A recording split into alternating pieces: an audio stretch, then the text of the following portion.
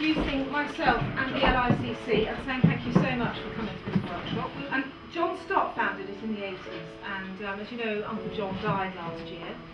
And the idea is that the LICC wants to encourage and empower people in the workplace to live out their faith when they're at work. And the way I'd like to start is by asking you, what would you like from this workshop?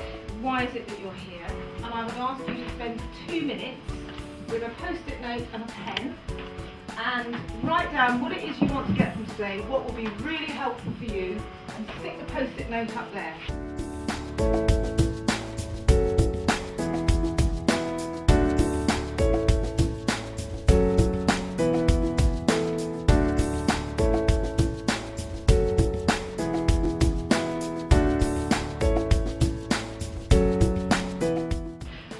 Wanting to learn how to let people know that you're a Christian, or to encourage them to think about their faith and their spirituality, because that's how most people connect first of all.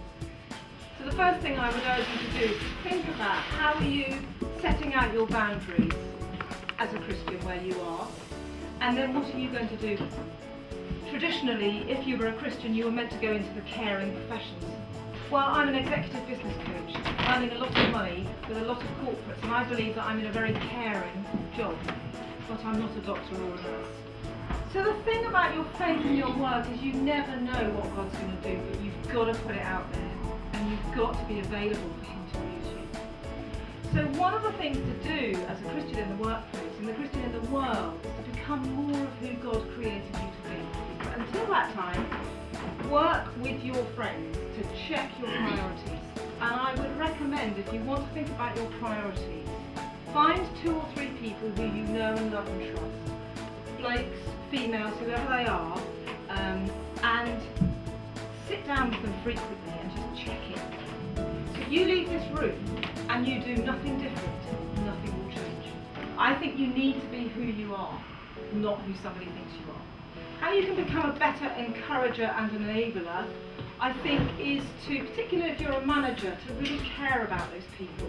So if you have people working with you and around you, make sure that your humanity is at work. I was wondering if you know anyone like in your time working with something similar.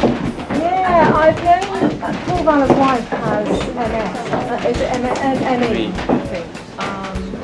And I think one of the key things is to remember that when we're weak, God is strong.